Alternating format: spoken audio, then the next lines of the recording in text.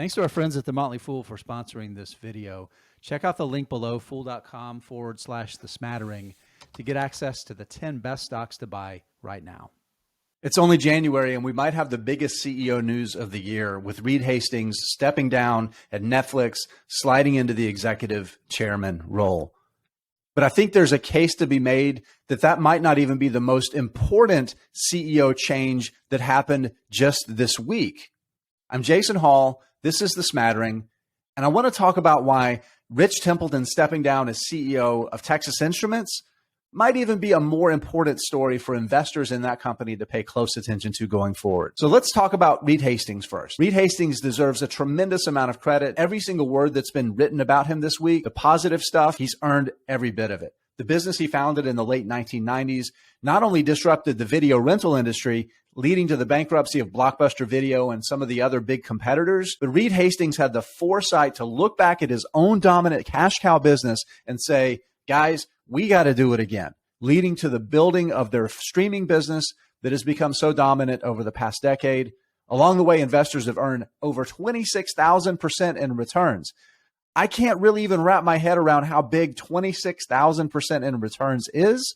And it's compared to 400% for the S&P 500. That is insane, especially considering that the stock is down by more than half over the past year and change, and it's still delivered 26,000% in gains for investors.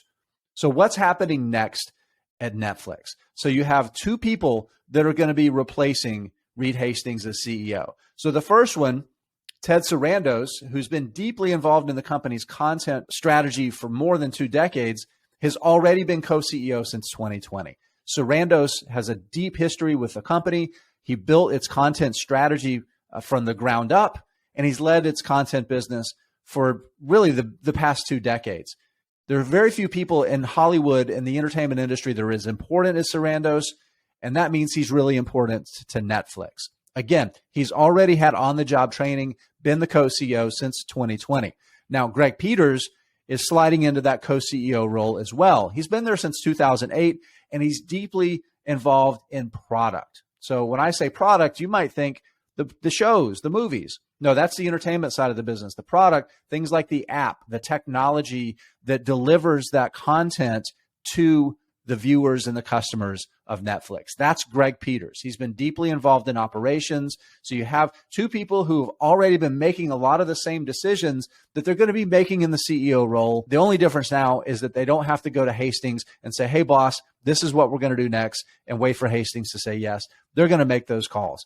And Hastings is still going to play a critical role with his hand on driving the company's strategy from the perspective of the board. Now, what's going on over at Texas Instruments? First of all, what is Texas Instruments? It's a semiconductor company. You might be thinking, oh, they just make calculators. I had one back when I took calculus. The reality is that semiconductors are really important, as we know, but the analog semiconductors are really critical. And that's what Texas Instruments is so dominant in.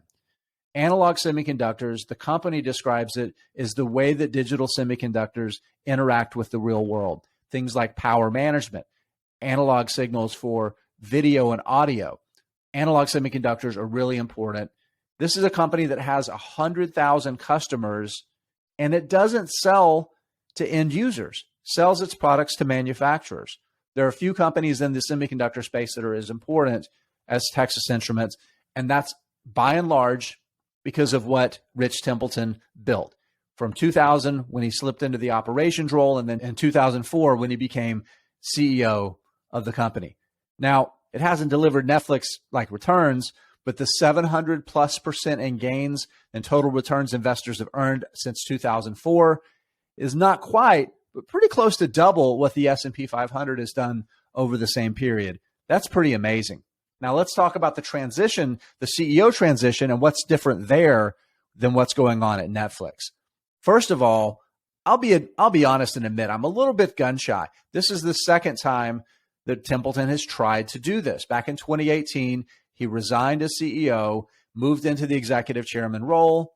The thing is that his replacement back then ended up resigning kind of with a scandal. So Templeton comes back in, sits down in his same desk, probably was still warm from the last time that he was there, came back as the permanent CEO. The company didn't even go on an executive search. Templeton came back in to save the day. Here we are, 4 years later. He's making his exit again. Now, Haviv Alan, the person that's replacing him as CEO, 24 years with the company. He's basically been there just pretty much as long as Templeton has. So this is somebody that obviously gets the business. He's the chief operating officer now, so deeply embedded in what the company does so well. That's really, really critical. Looking forward, I think Templeton has done a really good job of helping create a great corporate culture. So when I say culture, I mean what the company does and what management focuses on. And when it comes to what they focus on for shareholders, it's growing cash flow per share. And what they deliver to their customers, it's the best cost, the best products, easy to get those products and turn them around quickly. From outward appearances, the transition to Netflix at least looks like it's going to be a little bit smoother in terms of people making the decisions they've already been making and maybe taking on a little more responsibility for Elon at Texas Instruments. Looking forward and looking back with Netflix and with Texas Instruments, I think you have to give the CEOs of both of these companies a tremendous amount of credit.